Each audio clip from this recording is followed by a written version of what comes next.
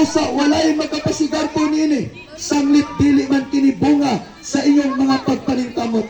Mga binuhat kita sa Dios o gibuhat kita niya diha kang Kristo Jesus aron magbuhat kita sa maayo nga mo'y iyang tuyo alang kanato. Atong palakpakan ang pulong sa Ginoo. Mga bata, palakpak o kusog sa pulong sa Ginoo. Nadunggan ba nato ang atong ibasa? Amen. Mga ginikanan diyan, nadunggan ba nato? Na ang Dios sumala sa pulong atong gibasa nga dako kaayo ang kaluoy o ang gugma sa Dios.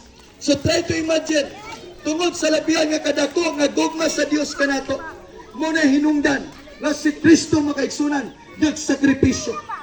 Sa Roma 5:8 gidemonstrate sa Dios ang dakong gugma nga bisan makasasala pa kita, si Kristo nagpakamatay alang kanato. So try to imagine, kinsa man ta ang ayan batag pagkamatyan o taong waysa kay si Kristo nagpakatao man, 100% siya human. Ingon nga sama kanato apan 100% pud sa nga Dios kay nagpakatao man siya. Unsay rason nga nung nagpakatao siya? Aron ipakita, i-demonstrar ang dako kaayong gugma o kaluoy sa Dios kanato. Amen. Asa gipakita sa Dios? Pinaagi kang Kristo. Muna yun ang Bible sa John 1 verse 18 to verse 19. Wala pa yun nakakita sa Dios.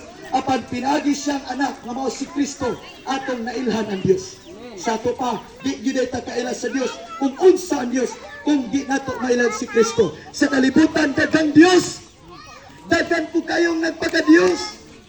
Dagan kayong ngalan sa Dios. Apan ako mo ingon kaninyo, matod sa buhat 4:12, wala na laing ngalan nga gihatag gikan sa lamdong sa langit.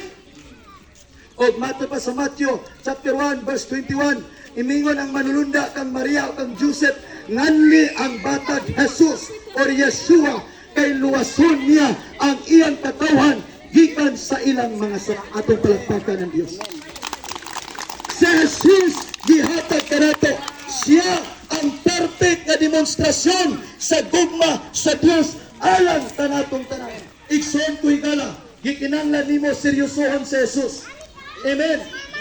Seryosoha sa Jesus, dili lang kay makadumdum kaniya kay nagsakit pa. Dili lang kay nakadumdum kaniya kay duna kay pagpanginanglan. Kay nagkagulyang na imong kinaboy. Ako mo dasig kanimo. Kung nindot imong kahimtang karon or unsay kahimtang imong karon, sa Jesus ang imong gikinanglan, hinumdumisa sa matag adlaw nga tanan. O sumala sa atong gibasa, naluwas kita tungod sa dakong grasya sa Dios diha sa imong pagtuo. Unsay atong buhaton? Unsay atong buhaton sa maong kaluwasan? Simple lang, motuo ta ni Jesus. Amen. Motuo ta ni Jesus. Now, di ta maglangan kay medyo nagpili-pili na panay tadlok kay dili niya po nakapadayon nga ulan. Mga kaigsunan, last na lang, sumala sa itong gibasa mga kaigsunan, gitagaan ka ni Jesus o dako kayong reminders karon mga kaigsunan na kita giluwas kita niya tungod sa iyang labihan nga kadako nga grasya. Mato pa din sa verse 5 nga bisan gani nga kanadtong patay kita diya sa Espiritu tungod sa atong pagdadawatan. Mapaminaw, tungod diya sa atong sala, patay ta tubangan sa Dios. Kanus aman ta mabuhi spiritually. Ngay mga tao karon buhi physical, pero patay at tubangan sa Dios. Aron ka mabuhi spiritually sa mata sa Dios, mao ni mong buhaton. Karon palandaan, mutuo ka ni Jesus na siya ang imong manuluwas sa imong kinabuhi.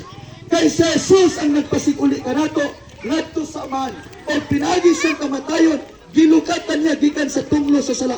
Kitang tanan na imong hinukman tungod sa sala. Busa kitang tanan makaigsuran kandidato nga tuslinaw nga kalayo. Apan tungod sa gugma ni Kristo, tungod sa kaluoy ni Kristo, tungod sa dakong grasya ni Kristo, gibuhi ta niya, gilukatan niya, pinagi siyang kamatayon. Manayon ang Bible, ang samang spirito nga nagbanaw ni Kristo gikan sa mga patay, sa samang spirito sab ang magbanaw kanato gikan sa kamatayon. Patay ta spiritually, apan karon buhion ka ni Kristo, pinaagi sa simple nimong pagtuo. Apan ako mingon kanimo, naaba kay palatian karon, kung buhion sa Ginoo ang imong spirituhanong kondisyon nga patay ka kaniadto,